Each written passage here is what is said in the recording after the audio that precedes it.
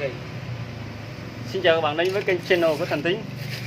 Hôm nay mình sẽ test con máy hàng độ chế của mình là biến áp Hàn Quốc. Máy này là hàng được que 4 ly nha.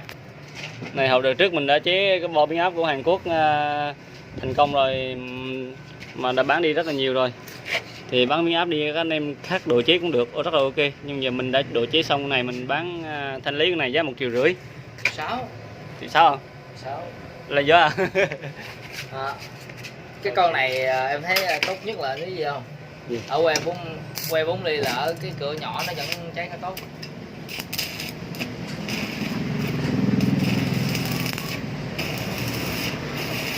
Hai ly 6 thường thường 4 ly mà chặt.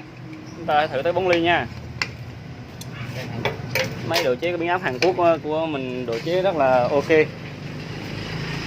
Máy chạy 2 quạt.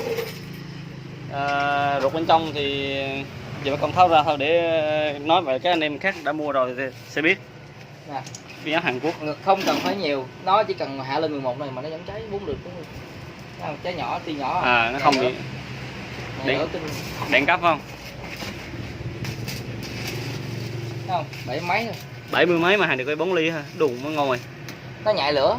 Máy xịn với. Rồi. Rồi. Không thấy luôn, mạnh quá. Nó chọc cho em hả, chọc. Dạ. Đây. Rồi. Máy mình đã độ chế thành công, giá bán ra 1,5 triệu.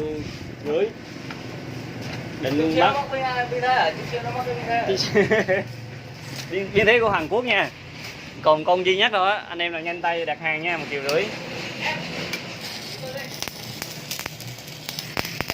4 ly nha các bạn. Đây máy mình đã độ chế. Rồi. Các anh em nào cần thì liên hệ Zalo 0902 439 427 hoặc điện thoại trực tiếp cũng được nha. Xin chào và hẹn gặp lại.